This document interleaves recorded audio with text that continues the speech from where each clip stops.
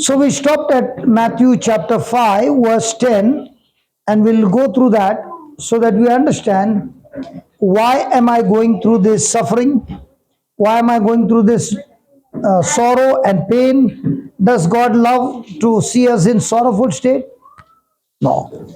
He wants to see us prosperous, successful, all the good things, but above all, He wants us to have a relationship with Him.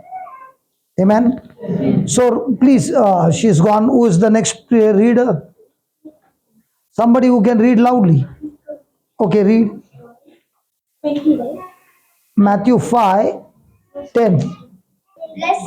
Blessed are those who are persecuted. What is persecuted? Persecuted through my husband. Okay, what do you understand by the word persecuted? Say wrong about us. Tamil. Say wrong about us.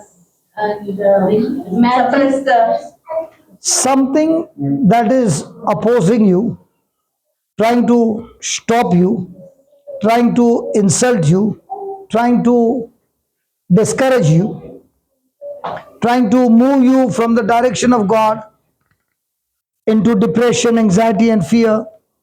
It's an unjust treatment. So, blessed are you.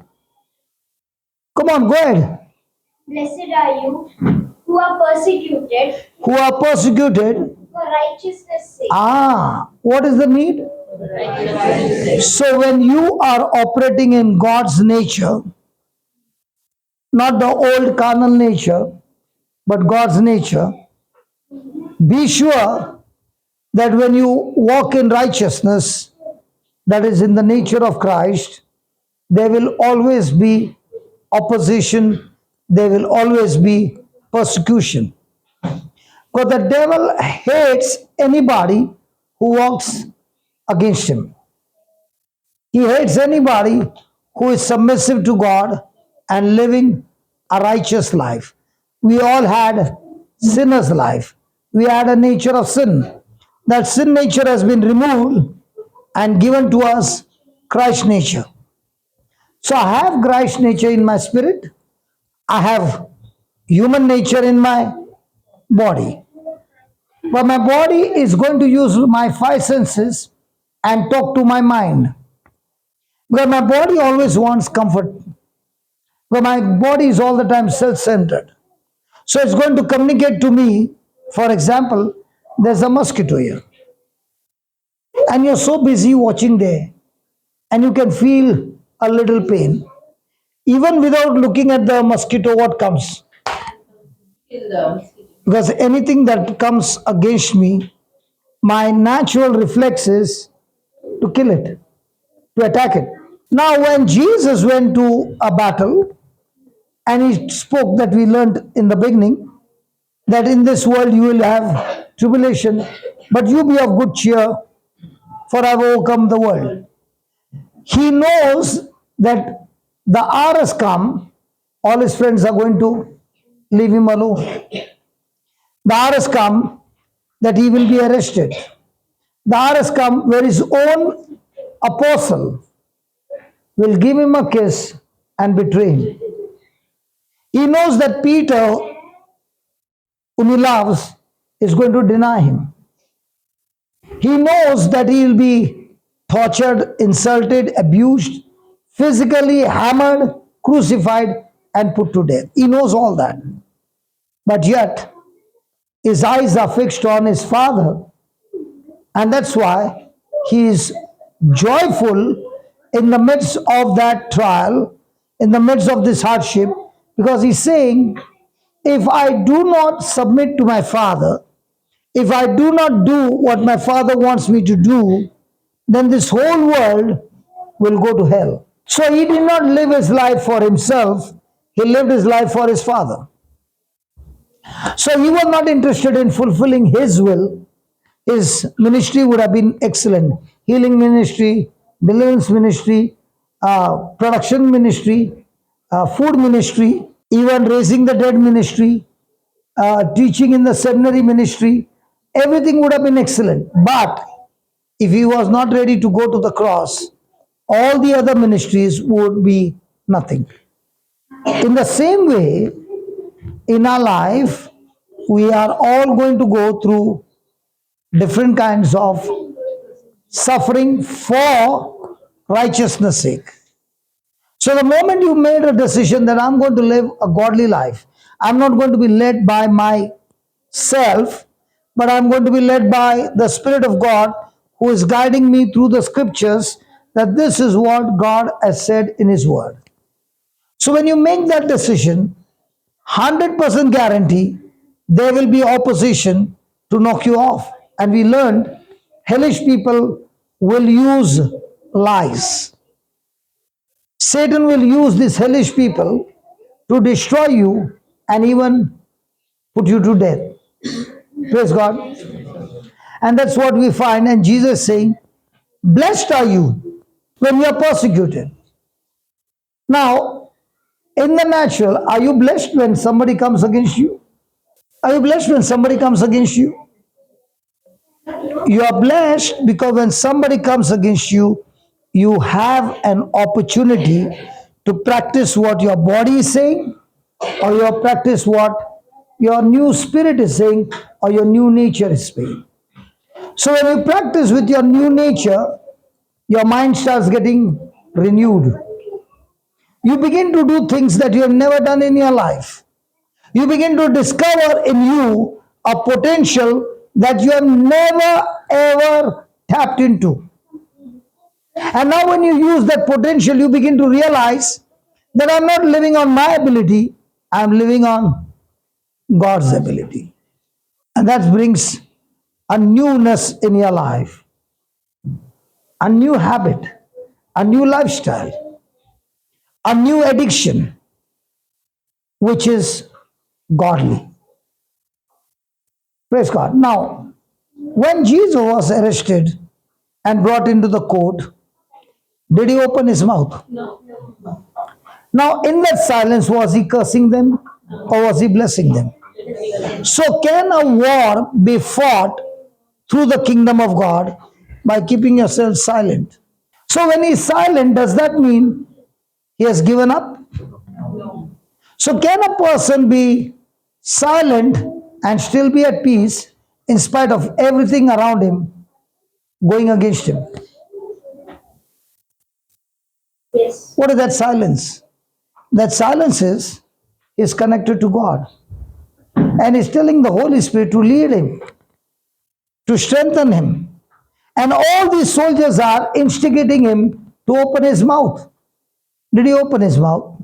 What happens to us? Do we open our mouth? See, when we were punished in school and when we did something wrong and the teacher said, put your hand out, you would put your hand out because you did wrong.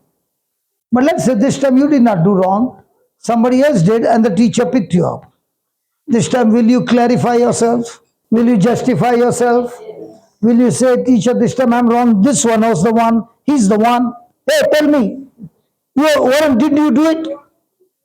And you will be quick to put him on the line. But what about Jesus? Was he sinless?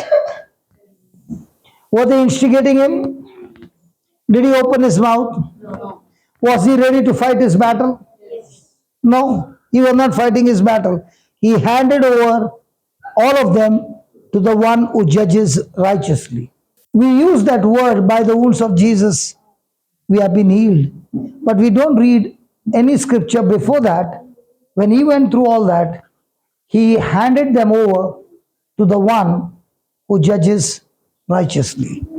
He did not even judge them because God never sent his son to judge them and condemn them, but God sent his son to save the world. So with all this, was Jesus in peace? Was he still with joy? When you are in joy, you are in extreme peace. Because your peace is not based on what people do to you, but your peace is based on what Jesus did for you. Praise God. Praise God. So blessed are you when you are persecuted for righteousness' sake. for theirs is the kingdom of God. Then he says, how do you stand strong in the kingdom of God? Read it. Blessed are you when men revile you Blessed are you when men shall insult you, abuse you, and persecute you and persecute you. and utter all kinds of evil against you. They will speak all kinds of evil against you falsely. On my account. So when you are representing Christ and you are giving the truth, the lies cannot stand the truth. Now the question is, were the Pharisees the teachers of the word? But were they self-centered people or God-centered people? So just because you know the scripture, does that mean you're righteous? Did they come against the truth? Come on. And who can come against the truth? The one who is in truth or one who is in lie? So are we living in this world? Yes. The world is full of lies or truth? And you decided that once upon a time we all were on lies, but now having received the word of God, you decided, I will live my life on the truth. When you decided that, will lies come against you? So every time there's a persecution, the persecution will always use false witnesses, lies to strip you off, to put you to shame.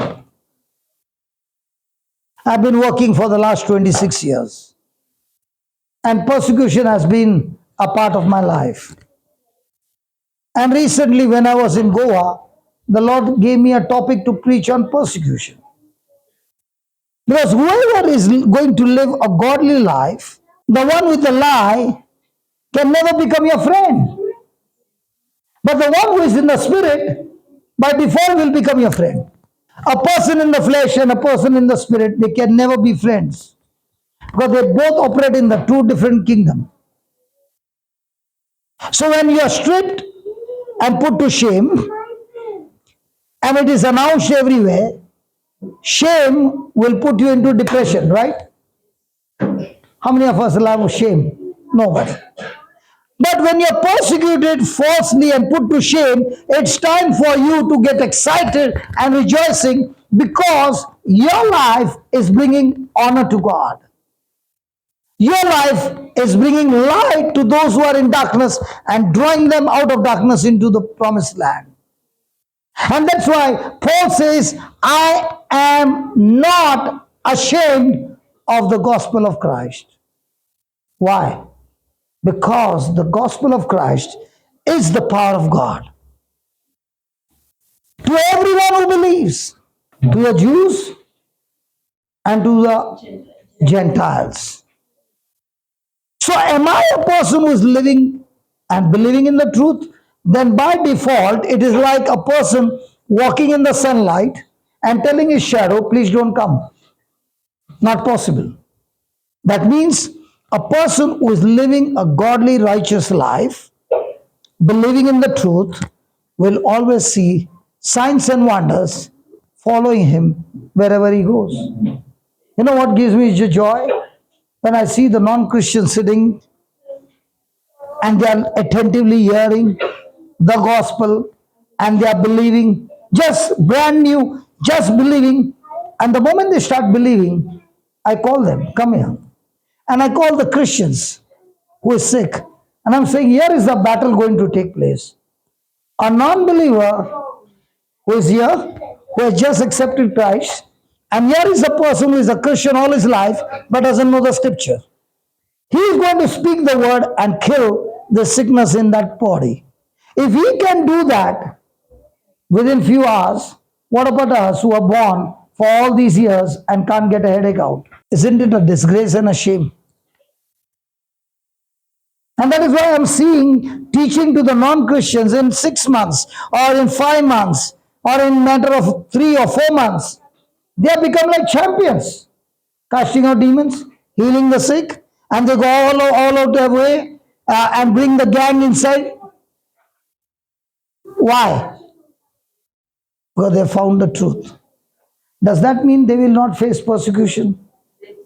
You know what? For me, the joy is when I went to Ranchi and there were these ladies who used to drink.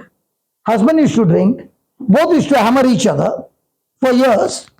And now the ladies changed their life, became Christians, and the husband would hammer and they would keep on giving them love and forgiveness, and the three husbands change. So when we had a retreat recently, sister said, we don't need to bring a cook, because they said, all our life we have only drunk. This time we want to do something in the church. We three will cook food for the whole parish. And they began to cook food for the whole parish. One of them was pregnant, and she was being hammered by the husband because she has been barren. In the tribal area, when you are barren, you are under curse. The husband has every right to leave her and get married to the other person. And now she's pregnant, and now she's found Jesus, and she's pregnant. And she travels 10 kilometers to preach to another tribals. 9th month she is pregnant. Should she go to preach? Till the day she went for delivery, 3 days before, she was still preaching. And now the baby is 15 days old. She ties the baby on the back, and she's still going to preach the gospel. Who? A Gentile. 15 days baby on the back and goes to preach. Why? What do you think? She's been led by the Spirit or by the flesh? And what about us? When I am ready to go into that uncomfort and say, God, you are my comfort and I'm going there. And Lord, you are the one who will make me speak to the people. The gospel becomes real. And everywhere they go, there's signs and wonders. How many years you have been praying, and what signs and wonders follow you? How do you feel? How do you feel that you have been born a Christian and nothing happens? And these Gentiles, when they preach, everything is happening. Why their Jesus and your Jesus is different? Then what's the problem? My question to you, what's the problem? Can you tell me what's the problem?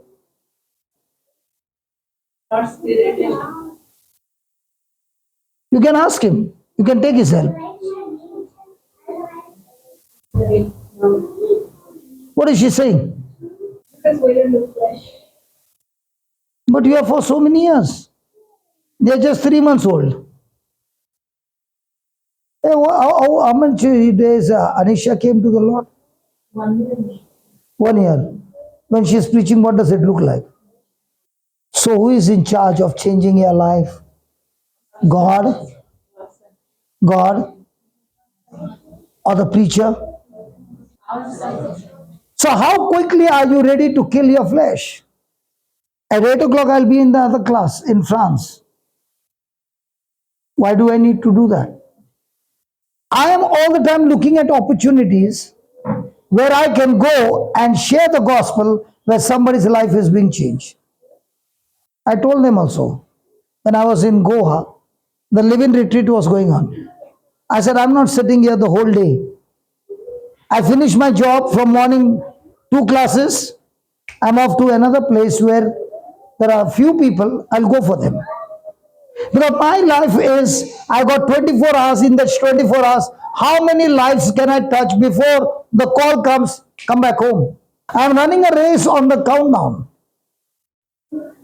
I don't know when the call will come back home. But before he says come back home, I want to get as many souls as I can by using the tools of heaven. That's what he says. Blessed are you, for you are persecuted for righteousness' sake. Blessed are you when people come against you with false witnesses, talking all the false about you, for his sake and for his name's sake. So one thing is sure, I will have opposition. 1, for righteousness. 2, for Christ's sake. And if you are not following these 2, and you are in the church for 30 years, 40 years, 50 years, don't expect any persecution coming against you, because the devil will say, you are not a threat to my kingdom at all. You can stay there. No problem. But the moment you remove the sword out, to destroy the kingdom of darkness, there will be opposition coming not from outside, but from inside. Rejoice and be glad, for you Hey, hold on. What do you do? Rejoice and be glad. How many people do that? Somebody came and told you that these people are talking all this about you. Somebody even sent you a YouTube saying, look, that man is talking about you. I've been going on for 26 years and it never stopped me. In fact, it gave me more strength, more joy, more courage to go after the kingdom of God. Because I'm not living on this earth. I'm only on a transit. I don't know about you. Might be fighting for properties and fighting for this and fighting for that and working really hard to gather the treasure. And after that you go, then your children are fighting and the lawyers are eating all that you worked hard and making his bungalow, and your children have become beggars fighting against each other. For what? For what you worked hard for. Doesn't it happen? Hey, doesn't it happen? Brother, sister will be eating in one thali. But a time might come, I don't even want to see his face. Because the treasure that I long for, the same flesh will make me fight against my own loved one. Believe me, I'm not on a salary. I don't work on a salary. I work because I've got a passion. And your passion is much greater than all your salary. So what is the Lord saying? When somebody comes against you and tells all kinds of false things against you, what are you going to do? Sit and cry. Because your flesh will say, they disgraced you. What happens when an announcement is made and your children are in the church and the friends ask, my daughters, who's your dad? What has your dad done that there is an announcement in the church? Is your father a criminal? Children are small. What answer can you give to the children? I've gone through that. And it did not matter to me, because what matters to me is what is God saying and not what is people saying. I got free from people bondage years back. Years back. It does not matter to me what people are saying. It matters what is God saying about me. And people who are in people's bondage, what people are saying about me, will never have peace.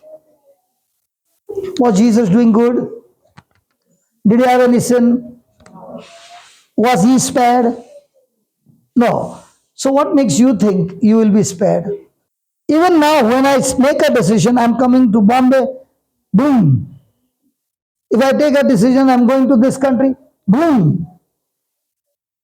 But when you're led by the Spirit, all that boom become nothing. That's why Paul says, I've not come here to speak to you with human wisdom. I've come to teach you with demonstration of power of God. The kingdom of God is the power of God. And when you stand on the truth, you will see the power of God in action. Rejoice. and be glad. Rejoice. And be glad. Do you find people rejoicing? So, are they pulled by the kingdom of darkness? Are they getting into worry zone? In my early days, I remember I was preaching in a place called Handeri. And I was so scared because I was a gully preacher. You know what's a gully preacher? I'm playing only county, not even county, gully cricket. And for the first time, I got a chance to preach in the church hall. And when I went early, I saw the choir with a big band. I've never gone to a preaching where there's a big band. And there's a chair kept for the preacher, like I'm going for a wedding. I saw that and I got scared. And I said, God, I've never been here. And I was so scared. And the Lord said, those 4 girls are coming. Go and talk to them. One of them is Martina. Go and ask them, whose name is Martina? And I went there and I asked them. Who among you is Martina? And one girl said, that's me. And I started crying. She did not know what happened. And I was crying. And the Lord said, I am with you. Don't you fear. I was still not comfortable.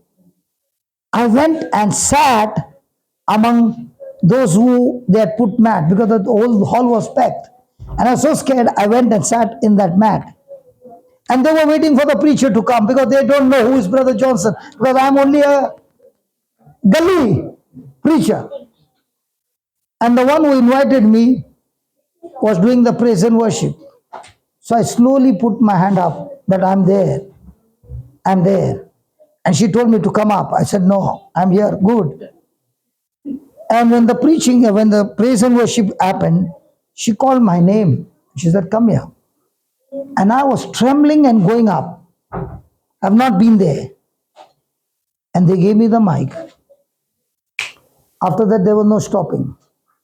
The meeting was up to 6 o'clock, with ending up with praise and worship. Once I started preaching, it went up to 8 o'clock. And then we had the praise and worship, the finishing.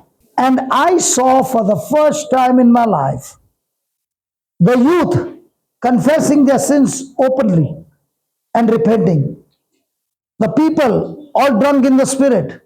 The nuns heard what was happening and they were coming from the first floor on the stairs and they all fell on the stairs. People were all drunk in the spirit. And the person on the drummer, he lost control and he tore his drum. The people on the mic who were singing were all with the mic gone down. When all this happened for the first time in my life, you know what happened the next day? I was banned from preaching in Bombay. And I was broken. I thought, now God, you're going to open new doors for me. And a lady called me at midnight. And I called her my midnight angel. She called me and she said, brother, the Lord woke me up from my sleep and said to call you. I got your number from somebody. And I know you are depressed and I got a word for you to say that they have not rejected you. They have rejected the Lord. You rejoice and keep going.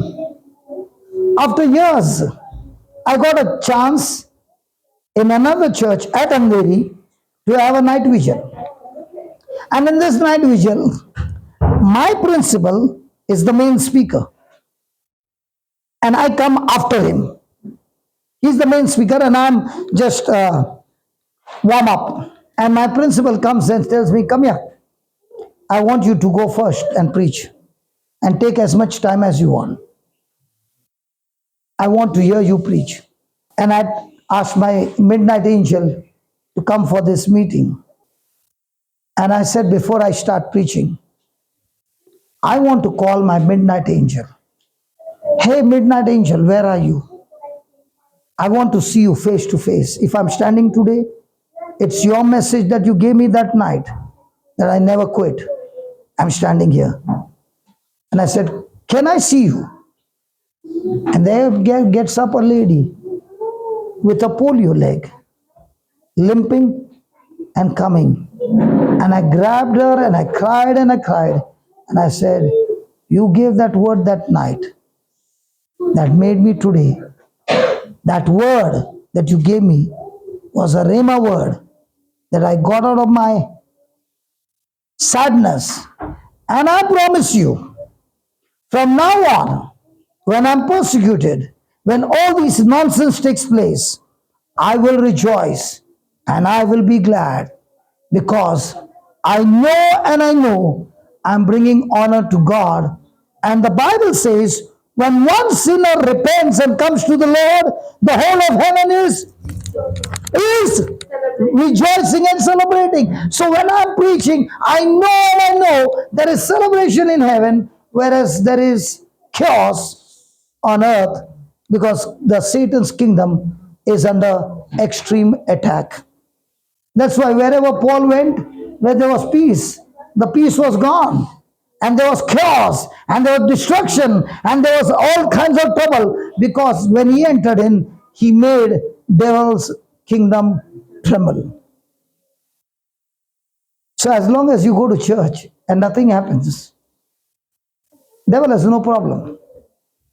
But when you go and stir up the whole system and people start getting changed and people start getting standing on the truth and their lives are transformed, devil is shaken. You are the number one mark on your head. And that's the time all kinds of bullets come against you. And when you see those bullets, it's time for you to rejoice. Why? Read it. Why?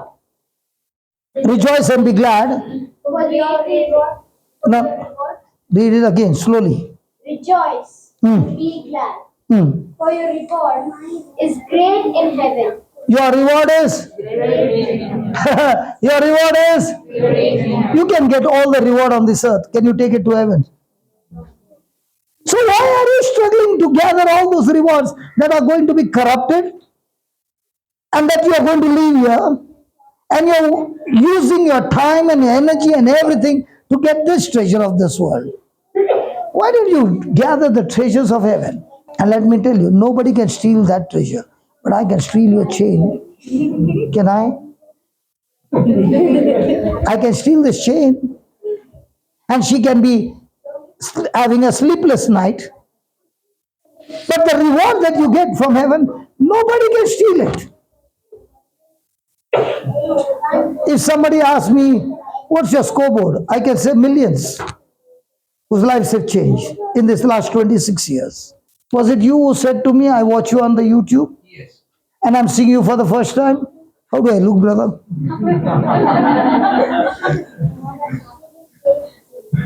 But it doesn't matter. So what are you going to do next time when somebody says, you, this lady, this lady, ta, ta, ta, ta, ta. And then, please give me prayer. Did he say that? When somebody says, please keep me in prayer, what for? Because I'm going through a rough time. Shut up. Rejoice and be glad. Don't say, yes, I will keep you in prayer. Is it time to rejoice? You're rejoicing and somebody else praying. When they come together, the Spirit of Jesus will deliver you. But if you fail to rejoice and everybody's praying, the fuse is already fused. Rejoice and be glad, for great is your reward. For so men persecuted the prophets. So who are you now? Yeah, who are you now? Prophets. Hey, who are you now? Prophets. Now what's the meaning of the word prophet? Prophesize. God's messenger. Who's a prophet? The one who prophesies. Prophesy what? Good news of God. Good news. One who is chosen by God to tell what he wants the people to do. Okay. You are so simple, man. What is prophecy? Tell the future. Who said? Prophecies tell the future. That's what I was waiting for.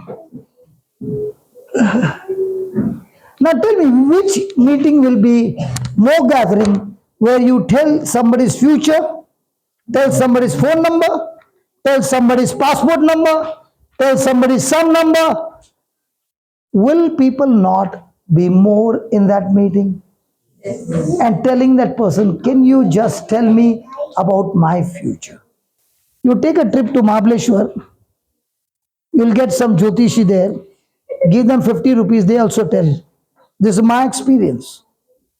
Before my change, I would not believe in Jyotishi.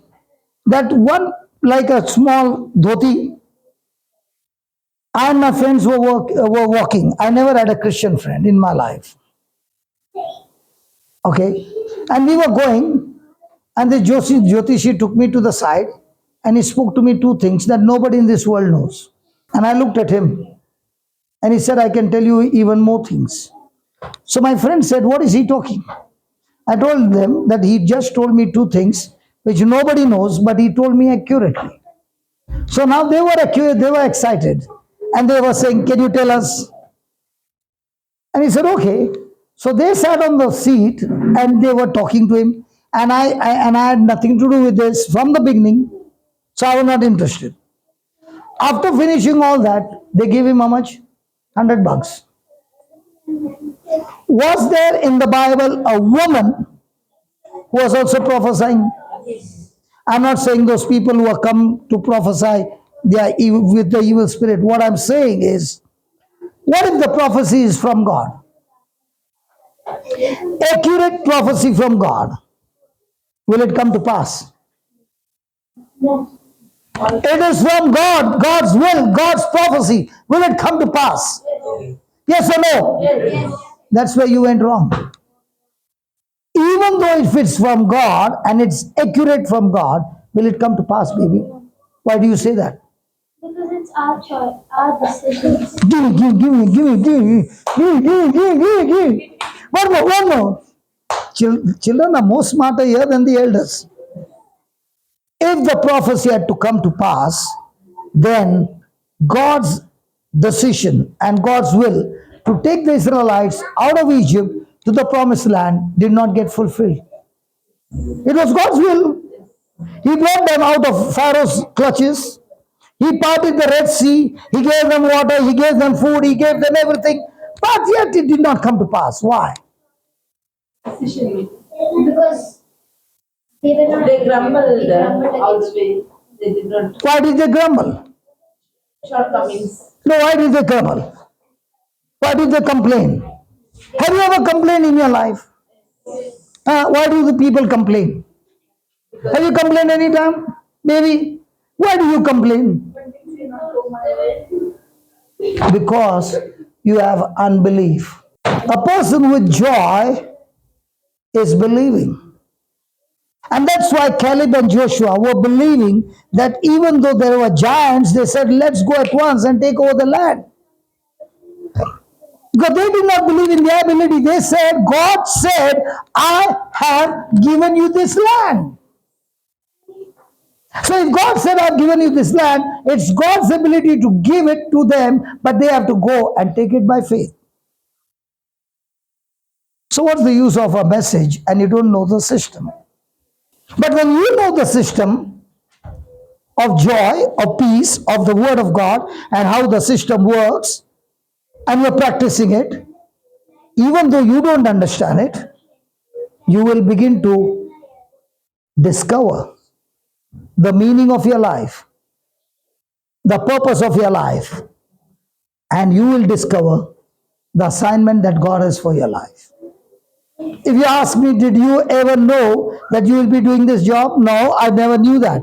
I'm a businessman. Businessman, even on the bed with his eyes closed, is still doing business on the bed. Because all that he sees is paisa.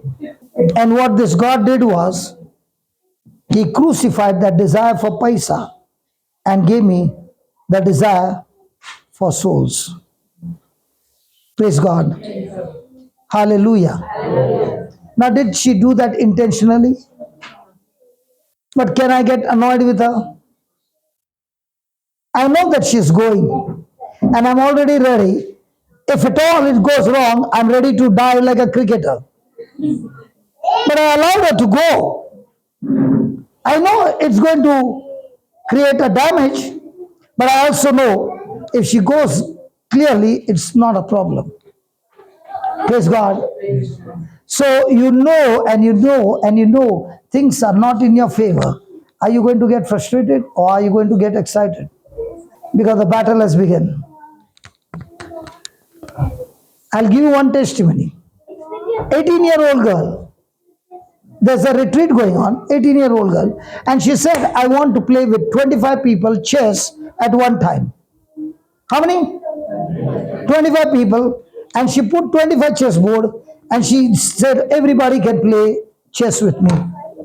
And she was going round and round, whereas everybody is breaking the head and making new ideas. And she would not even wait for seconds. And she went on and on and on. And she defeated all of them. Why? She's a champion. She has practiced for years and years and hours to get into that position. So now when she knows that with this position, these people are all ignorant, I can defeat them anytime. Why 25? You can put 50 on the line. In the same way, when you're spending hours and hours and hours and growing in your joy and growing in your faith and facing battles and overcoming battles God's way, scriptural way, You are filled with joy, you are filled with strength, and now you're victorious. Hallelujah. How many people slip when it comes to money? Gasargundi. What do they say in English? मैं slide ही बोलता है तो ये अच्छा है हिंदी में गसर और गुंडी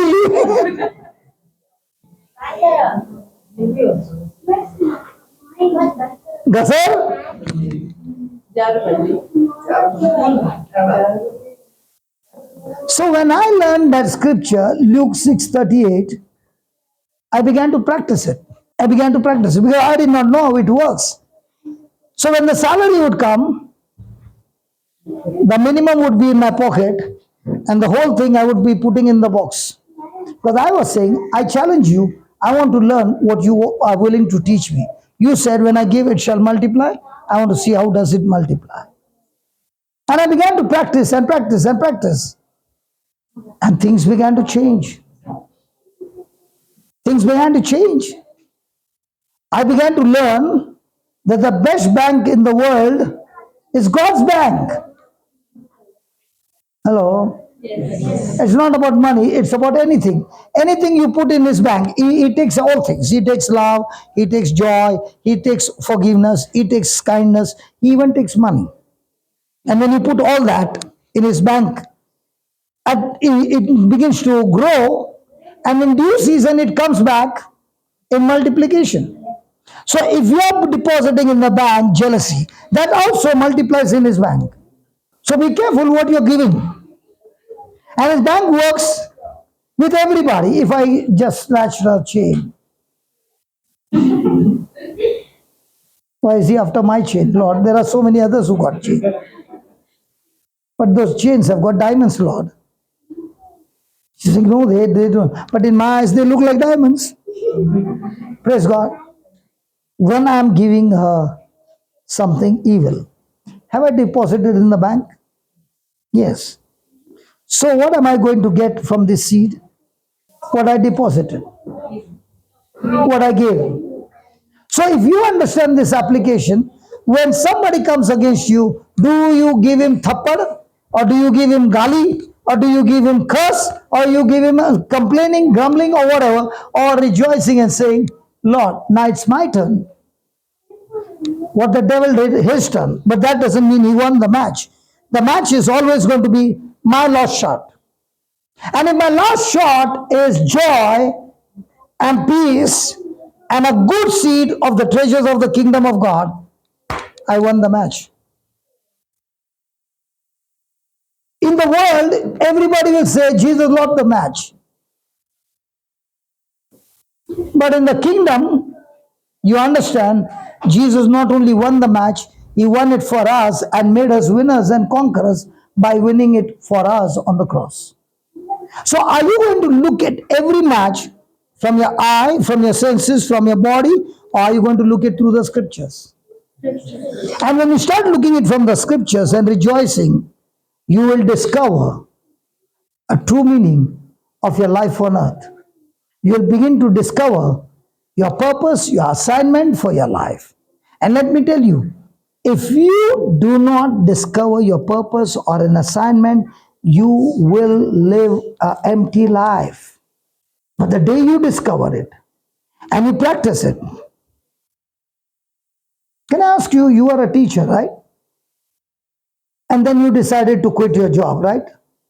You remember that place where we prayed together? I will not forget that place. And then you got a response from the school that we are going to make you headmistress. And you still said, I'm not interested. And thank God for the husband. That morning he said, if you are interested, I'm with you. Did you ever think that by you saying that yes, and she saying the yes, how many years have gone by? Just April and now December. Tell me, husband, how much are you happy with her? Happy or joyful? What happens when you look at your wife on the screen and what she's teaching is affecting people? What happens to you? You know, when I opened the deaf ear for the first time in my life, and those days we used to have the STD booth, 9 o'clock half price, 10:30 quarter price. I'm running on the road at Silvassa to find the STD booth, only to tell my wife that God used my, in those days before that, bloody hands, fighting hands. He used those hands, which I can never ever think about, that God opened deaf ears. And I called my wife crying and I said, you know what? God opened deaf ears. And she said this to me: if you follow him every day, this is only the beginning. You'll see so many more things to come. So might be I'm on a tour, but my wife can see me on the screen and she's saying, that's my husband. What was she seeing before 33 years? Oh my God, that's my husband. Is there a difference? Big difference. So what are you going to do? Rejoice and be glad. Use the joy of the Lord. So what happened to your complaining, baby? You know what you do? One day you go to Africa, tell dad, let's go on a tour, and stay with the Africans, not in the hotel, stay with them and see their life. You'll never ever open your mouth and complain about anything. The first thing that came out of my mouth is, God, what have they done to deserve this? I thank you, Lord, that I'm not born in Africa. How old are you? 14-year-old girl carrying her own baby because somebody has abused her. Very, very common. And you find babies delivered in the bathroom, babies delivered on the street, and that's their life. And who has abused? Somebody from the family, not an outsider. And for them, it's not a crime because it's absolutely common. So this priest said, this time we are not going to preach in my parish, brother. We are going to go to the neighboring parish, which is a poor parish.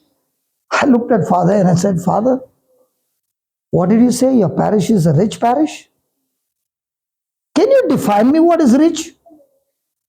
He said, in Africa, when a family gets 3 meals on the table, they are rich people. When a family has 3 meals every day for the whole month, you get meal every day. You are a rich person. And of all the world, God took me to Uganda, to a war zone. And because it's a war zone, those places are not developed. So will I rejoice? Will I still be glad? Every January I go to Africa. This time he said, brother, this time you can't come. There is some issues. So I said, doesn't matter. I'll go somewhere else. And that's the time that the Bombay opened up. So are you a person who's looking out for opportunities somewhere or the other? You are the salt of the earth. You are the बांगडे केलाय के बांगडे बांगडे बांगडे बांगड्याची कडी केलाय ना हा केलं ना मीठ कर गेलं ना त्यांचे ते मोठे मीठ घाले त्यांकून असे शेंडी हळदी ना हळदी ना मग इल्ले टायमा उपरा मीठ दिसतंय बांगड्याची कडी करताना करता येईल ना मीठ दिसतंय अंडरस्टूड मंगलोर अगं बाई तू कोल्हापूरचा आणि कोल्हापूरचा आणि कोंकणी समजते काय कोंकणी पण मराठी सारखी आहे ही कोण मला समजलं कारण ती आली तुझा लाईट एकदम फट करून लाईट झाला आतापर्यंत एकदम शांत होता दरवाजा उघडला की एकदम फक करून म्हणून विचारलं मी ती कोण आहे No one understood, I think, what you said. You understood no अरे सब है ना भोले लोग दिखते हैं हमने सब भाषा समझता है खाली बात करने नहीं आता है बाकी जो समझना है सबको है ना बॉडी लैंग्वेज में समझता है क्योंकि मैं भी बॉडी लैंग्वेज में समझ गया you are Salt of the earth. The salt is put in a dish और not can you make out Yes. By tasting. Correct you are who Salt on the earth. then what happens But if salt has lost its taste, hey has anybody ever heard salt has lost its taste can salt lose its taste then why is Jesus saying salt has lost its taste then how shall its saltiness be restored? it cannot be restored then It is no longer good for anything. bus are you the salt of the earth so what should be your taste yes are you sorry yes taste should be salty your taste should be Jesus what lovely way Elohim. So every day when they are going to be putting salt yes कौन figure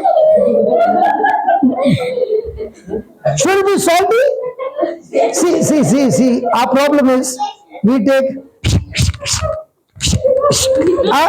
and then you see in the video when that person is walking all the girls up have you seen that video and the world thinks that is the taste but the real taste is because we got Christ in us there's the taste of Jesus. Even the Gentiles who were crucifying him, at the end, the centurion said, truly is the Son of God. So when people see us and he sees their lifestyle and they come and persecute you, they begin to speak all kinds of against you. And you are giving them the taste of Jesus. So are we all baptized in Christ? Yes. Are we Christians? Yes. That are we Christ-like? Yes. So have we the taste of Jesus in us? Yes. Now tell me, with this taste of Jesus in us, how many of us, like salt, are ready to lose our identity but release the taste of Jesus? If you take salt and there's an earthworm, when we were small, we used to play that with the earthworm. Catch it in a hand, keep it there, and release a pinch of salt. And what would happen to the earthworm?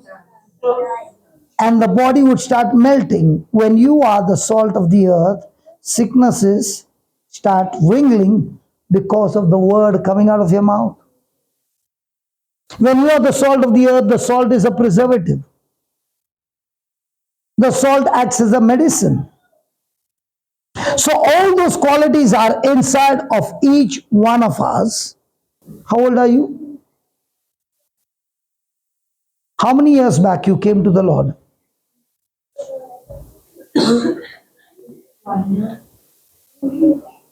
So 39 years you went to church and you never gave the taste of Jesus to anybody. Agreed?